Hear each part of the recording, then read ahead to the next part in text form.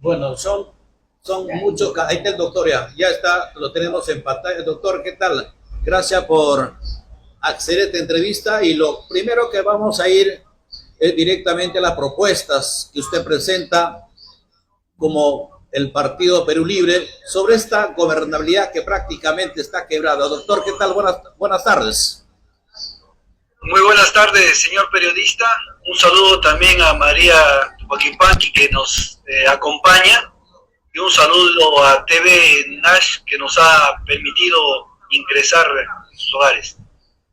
Doctor, ya muchos canales han hablado de tu tema de sentencia, te han dicho que eres un prófugo, que estás corrido, pero sin embargo pero no se ha hablado de las propuestas. Entonces nosotros queremos ser muy diferentes ya, porque ya eso ya está manoseado. Entonces, como está manoseado ya prácticamente es demasiado volver a caer en la misma situación. Nosotros queremos saber propuestas, doctor, como líder del Partido Perú Libre, teniendo en cuenta de que el primer gobierno ya sabemos también que hubo traiciones por parte de personas que usted ha confiado y que no gobernó prácticamente Perú Libre, sino gobernó otros partidos políticos. Doctor, ¿cuál es la propuesta principal para que el pueblo pueda tomar la confianza y votar nuevamente por Vladimir Cerrón, por el Partido Perú Libre?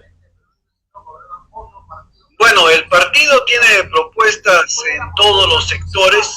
Por ejemplo, en el sector de la salud pública, plantea que tengamos un sistema de salud con 6 características, que sea un sistema único, donde todos los peruanos puedan asistir a todo establecimiento de salud con solo presentar su DNI o hasta sin presentar el DNI, basta que sea un ser humano para que tenga que ser atendido.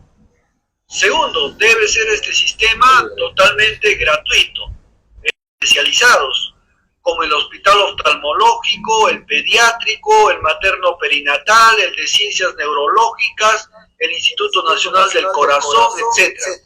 Sin embargo, estos hospitales especializados al interior del país no existen, solamente en este caso. Planteamos también que la medicina sea universal, es decir, que no discrimine absolutamente a nadie. Sea una medicina participativa, donde el pueblo tenga que ser protagonista del cuidado de su propia salud.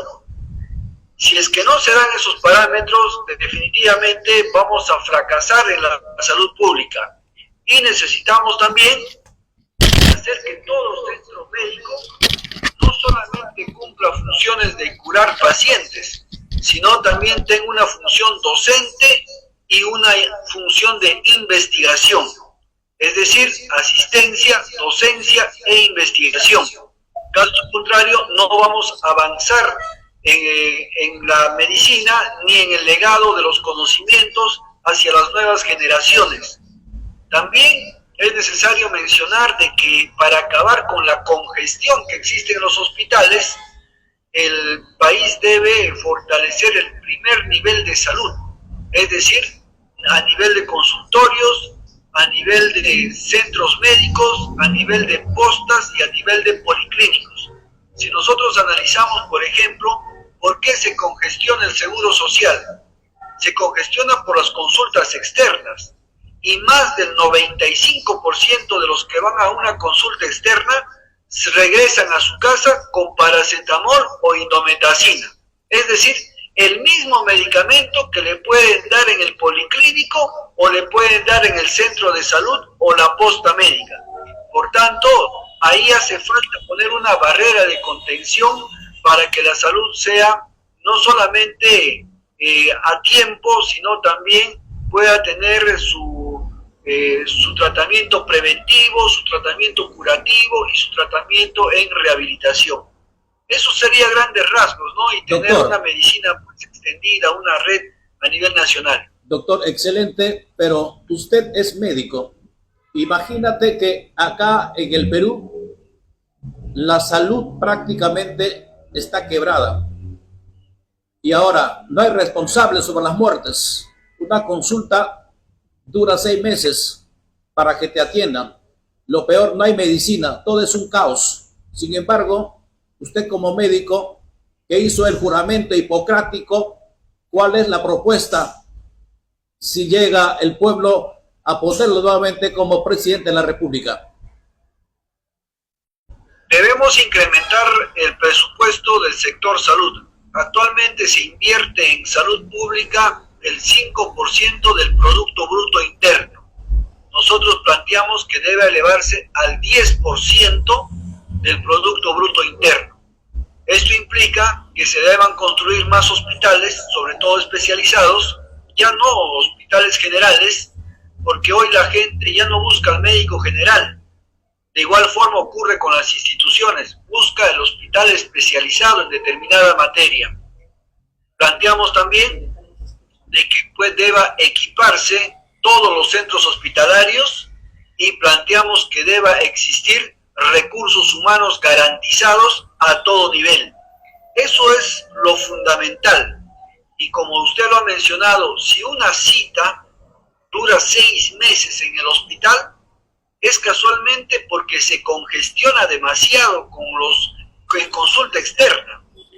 Y la gente de consulta externa, en el 95% puede resolver fuera del hospital.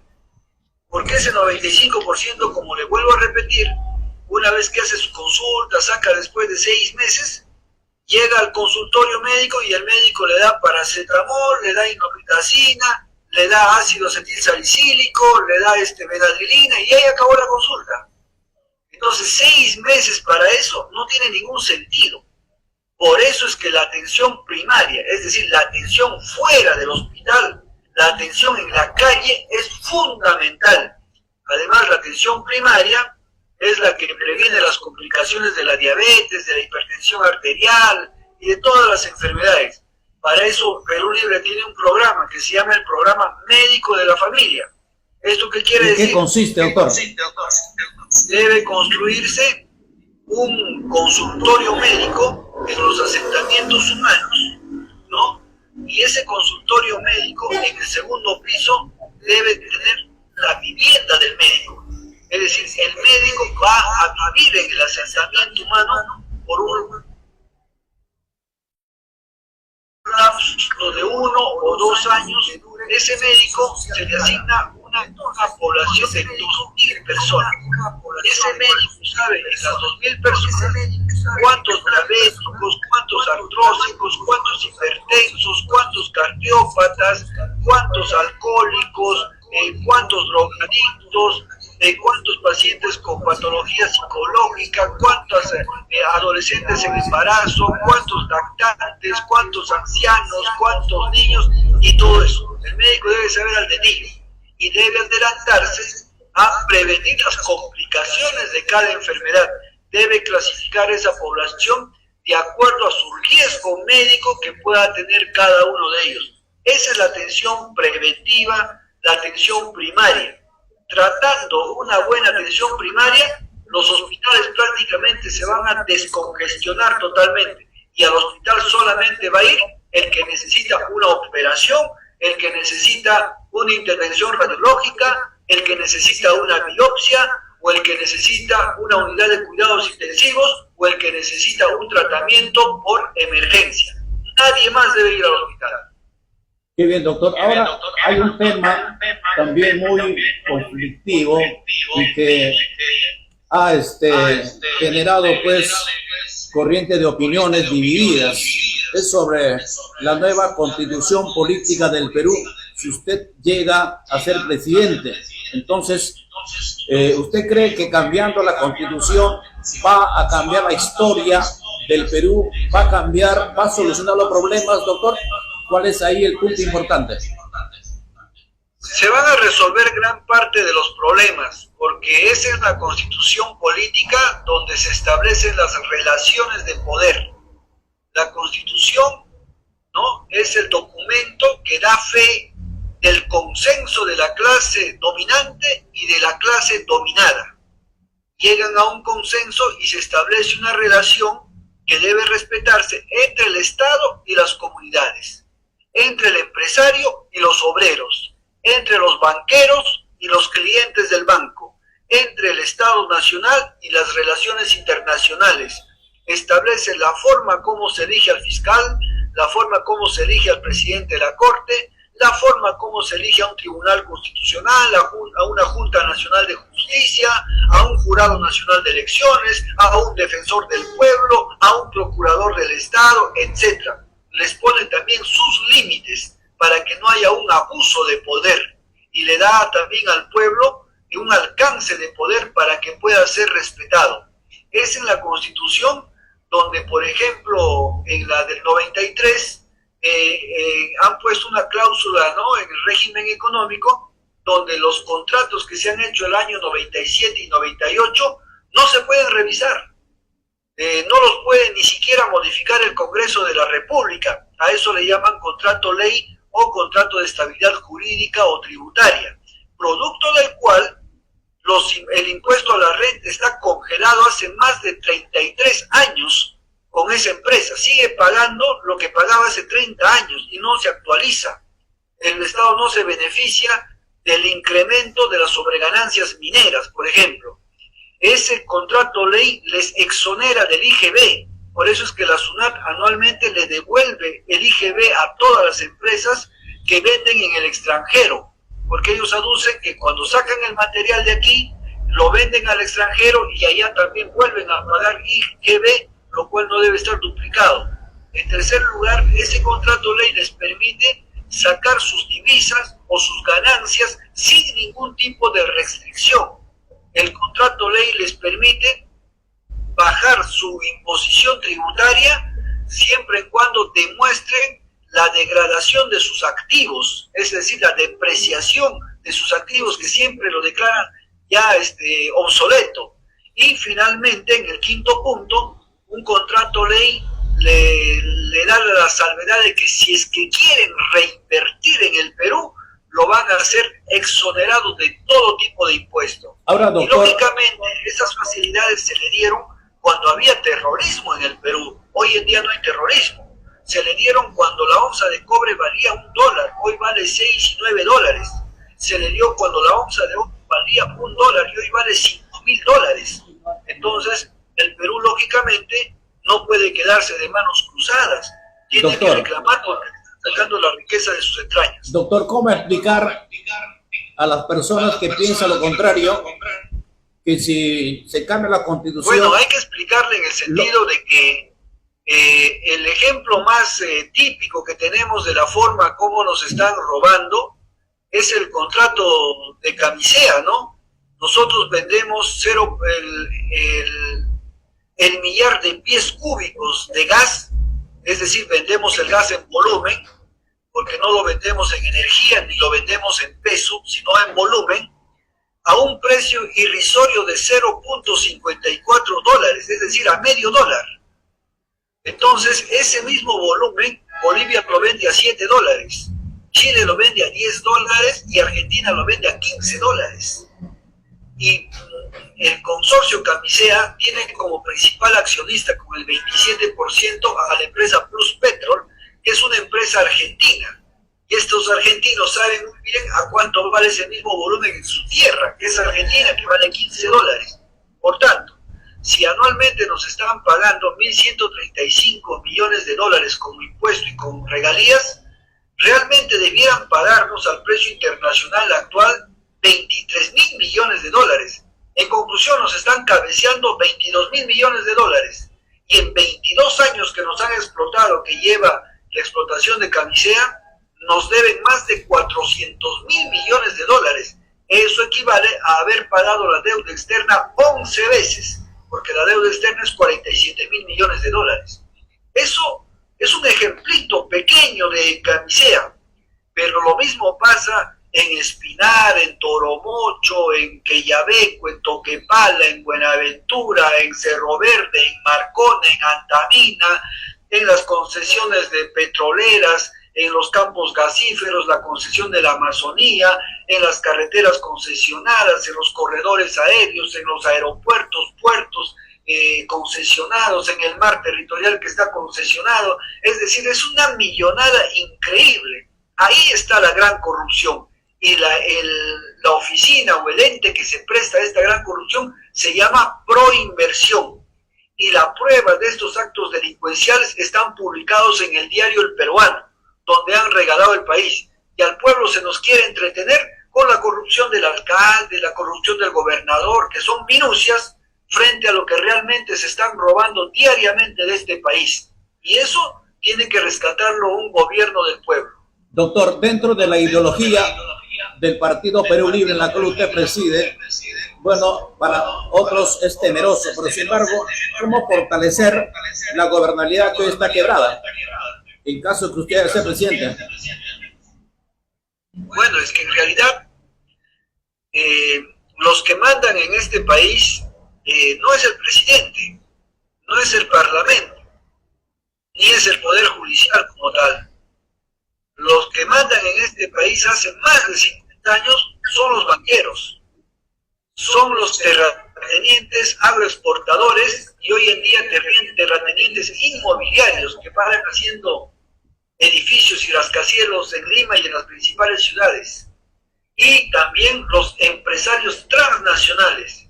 Y a estos tres hay que sumarle un elemento del cual nunca se habla. No hay ningún titular en los periódicos, que es el narcotráfico. Porque el Perú es el segundo productor de cocaína refinada a nivel mundial. Y nunca se habla, nunca se denuncia el narcotráfico. Y lamentablemente estamos en un narcoestado. Entonces, esos señores, mientras no salgan del poder, no va a haber cambio nunca. Siempre va a estar ingobernable. El presidente cada vez decide menos. El presidente ni siquiera elige al fiscal de la nación. No elige al presidente de la Corte. Ni siquiera puede elegir ahora al comandante general del ejército o de la policía, si no es cada 2 años. Es decir, eso de que te declaran jefe supremo de las Fuerzas Armadas y te regalan tu bastoncito de palo, eso es pues un cuento para bobos, porque en la Constitución política ni siquiera se describe cuáles son los alcances militares del presidente de la República, como dicen otras constituciones. Entonces el presidente es jefe supremo de todo y a la vez de nada. Hoy en día ya ni siquiera tenemos un gobierno presidencialista, sino tenemos un gobierno parlamentarista. El parlamento hoy en día elige si el presidente se queda o el presidente se larga a su casa. Así de sencillo. Y después del 12 de abril, cuando se elija el Senado, no va a hacer falta una segunda vuelta para saber quiénes van a gobernar este país. Porque en la segunda vuelta solamente se va a elegir al presidente, que prácticamente no decide nada. Hoy en día ya va a decidir el Senado de la República. Doctor, María Tupayopanqui quiere hacerte también una pregunta o una consulta. Adelante, María. Sí, doctor, lo que pasa es que cuando nosotros caminamos, mucha gente nos echa la culpa sobre la ley por crimen. Me gustaría que le explique a la población que nos está viendo en qué realmente no es la ley por crimen, sino es unas leyes que han salido a favor del pueblo. Lo que quieren hacer ver muchas de estas personas es incriminarnos porque estamos a favor de los criminales. Bueno, el término de las leyes pro crimen es un invento de la izquierda caviar y propagandizado por su principal medio caviar, que es el diario La República, es el Canal 4, es el Canal N, que son propiedad del señor Momen.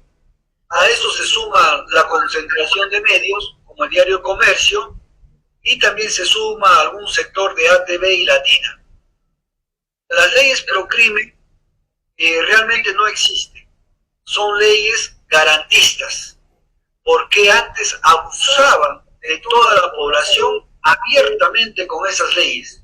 Por ejemplo, esa ley que dicen que tiene que estar tu abogado para que allanen tu domicilio. Eso es mentira. Eso es totalmente falso.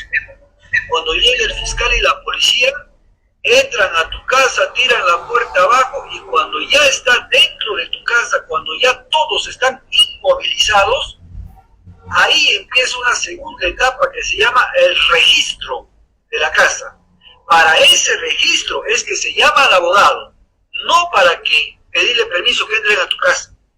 ¿Y por qué se llama al abogado? Porque los policías y los fiscales te siembran armamentos, te siembran municiones, te siembran droga, te siembran dinero. Y lo peor de todo es que te roban tus cosas. Imagínense, hace poco el coronel Montúfar le ha robado $500,000 a un empresario que allanaron su domicilio sin la presencia del fiscal ni de su abogado. Eso es del conocimiento público. Ya, ese es el tipo de policía que tenemos. Entonces, lo que ha hecho esta ley para salvaguardar los derechos ciudadanos es exigir al fiscal de que cuando ya una vez han entrado a tu casa y van a proceder al registro, que es la segunda etapa, esté un abogado. Y si no está tu abogado, el fiscal tiene que ir de la mano con un abogado de oficio, es decir, un abogado del Estado, para que dé fe de que el registro se ha hecho sin ninguna alteración de pruebas. ¿Eso es una prueba, es una ley pro crimen o es una ley que garantiza los derechos de los ciudadanos? Es una ley garantista y punto. Doctor, vamos a entrar sobre el tema de la corrupción.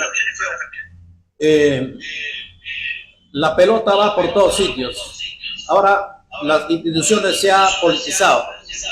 La justicia prácticamente no existe porque está lleno de corruptos. La pregunta es lo siguiente: ¿cómo va a combatir la corrupción, doctor Vladimir Cerrón? Bueno, en el Perú sí existe justicia, siempre y cuando lo veas como una mercancía. Cuando tú lo ves como una mercancía, todos tus derechos fundamentales están garantizados en este país. Pero si no lo ves como tal, definitivamente no tienes ningún derecho. Y la politización de la justicia es una orden de Estados Unidos, sobre todo para perseguir al oponente político. Es decir, si antes te metían un balazo en la cabeza, hoy en día te liquidan con una sentencia penal y te quitan todos tus derechos, te inhabilitan políticamente, te quitan tus bienes, te extinguen tus bienes, te ponen reparaciones civiles onerosas y te encarcelan. Eso le sale más rentable que en asesinar a un oponente político. Entonces, ese es el famoso lawfare o guerra jurídica que se ha instalado en toda América Latina. Pero lógicamente, el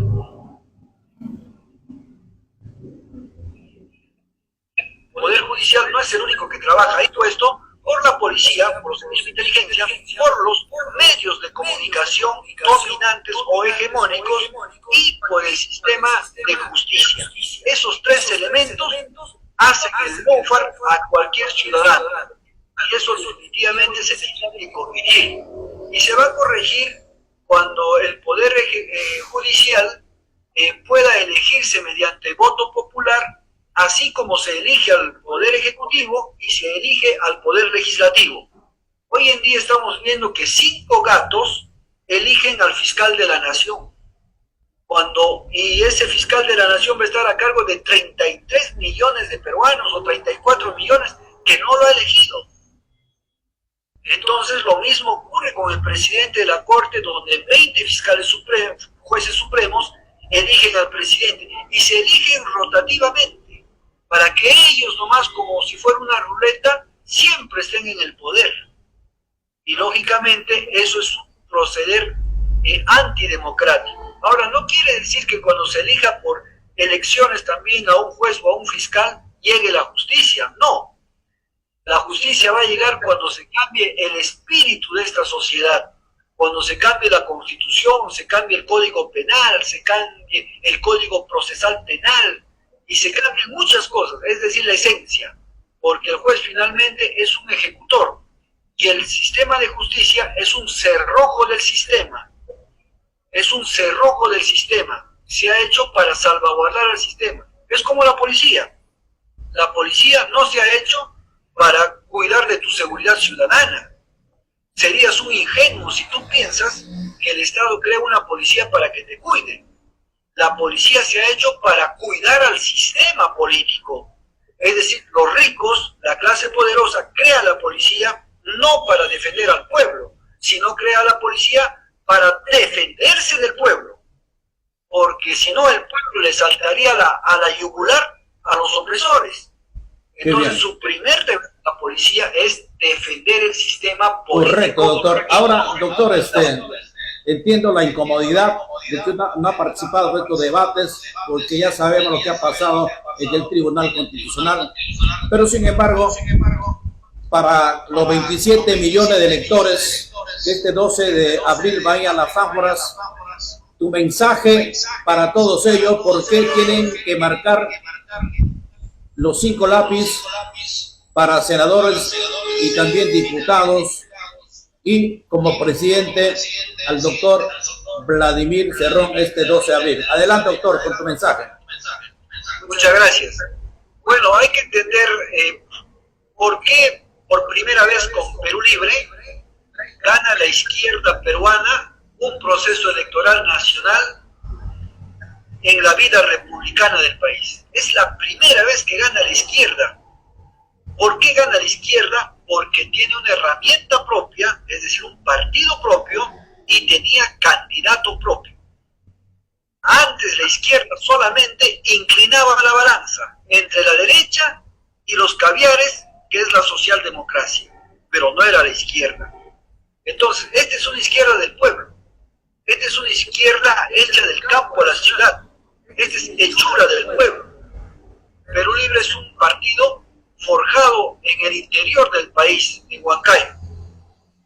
Perú Libre no lo financia ninguna ONG, ninguna embajada, ningún empresario, no tiene nexos con el narcotráfico, con la minería ilegal, con la trata de personas, con sicarios, ni con cualquier organización criminal. Perú Libre es un partido político contestatario, cuestiona el sistema, cuestiona la gran diferencia entre la capital y el Perú profundo, cuestiona por qué tenemos 75% de trabajadores en la informalidad, cuestiona por qué tenemos sistemas precarios en la salud y en la educación, cuestiona por qué persisten los conflictos territoriales, cuestiona por qué permitimos la contaminación ambiental, cuestiona por qué seguimos con un país de 2 millones de analfabetos, el Perú quedando en último lugar en los exámenes de PISA, por qué 8 millones de adultos no han concluido la educación secundaria, por qué 5 millones de jóvenes no ingresan a la universidad peruana cada año, cuestiona por qué los maestros ganan poco y por qué los pensionistas tienen los sueldos congelados, cuestiona por qué no hemos avanzado en la cultura y en la identidad del país, lo cual ha generado que se creen muchos alienados que viven en las catatumbas de este país, sobre todo en los conos, y sigan votando por los opresores como Rafael López Aliaga o Keiko Fujimori. Cuestiona un orden totalmente injusto donde 20 familias han generado monopolios y oligopolios y se quedan con el 90% de las riquezas de este país, que son los Romeros, los Añaños, los Holrich, los Belmos, los Rodríguez Pastor, los Rodríguez Banda y toda esta gente.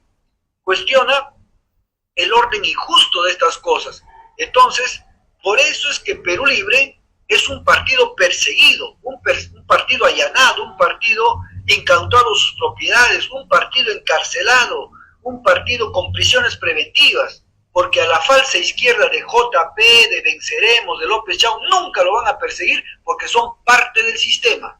Entonces, si Perú Libre es perseguido, quiere decir que Perú Libre es la opción popular que tiene este país. Por eso también les invoco a marcar los 5 lápices el 12 de abril y el pueblo debe dar un golpe electoral como se dio el 2021 para disciplinar a la derecha y disciplinar a estos golpistas que nunca más se tiren abajo un gobierno electo por el pueblo. Muchas gracias, doctor Vladimir Cerrón, por esta entrevista y también la despedida de la candidata a Senado Regional con número 4, María Tupac Yupanqui. A mis queridos hermanos atenos, ustedes saben que yo como candidata a la alcaldía de Ate también me hicieron lo mismo, no me dejaron participar en el debate, no me dejaron entrar. y dar las propuestas, porque éramos el único partido de izquierda, era la única mujer candidata y la única limpia de todo tipo de actos de corrupción sin denuncias. Ahora vemos lo mismo, pero en mayor escala. Nuestro candidato presidencial no le han dejado dar sus propuestas, perseguido político, indigna lo que está pasando en el país, pero es nuestra realidad. Como acaba de decir nuestro líder, la izquierda siempre será perseguida y a eso estamos sometidos. A eso enfrentamos nuestra lucha día a día, caminamos por eso, perfil bajo, pero sembrando en el corazón de cada persona que cada uno de nosotros, los candidatos, somos elegidos. No hemos comprado un puesto, ni el doctor aquí presente nos ha vendido nada. Mientras muchos candidatos han normalizado el pedir un cupo como grandes sicarios políticos. Ustedes tienen, hermanos, hermanas, para poner en su sitio a cada uno de estos corruptos. Así que el 12 de abril nos vemos en las urnas. Marca los 5 lápices y por el Senado regional, por María Túpac, para servirles a todos ustedes con todo mi corazón. Marque el lápiz y escribe el número 4. Un abrazo fraterno y compatible a cada uno de ustedes. Un abrazo, doctora, a la distancia, donde quiera que esté. De verdad, mi sincera admiración y profunda, porque no sé cómo estará llevando su vida personal, ni cómo estará viviendo. Pero desde aquí mi solidaridad con usted mediante este medio público. Muchas gracias. Gracias, doctor. Que Dios lo bendiga. Y vamos a esperar este 12 de abril qué es lo que va a pasar. Buenas tardes. Buenas tardes.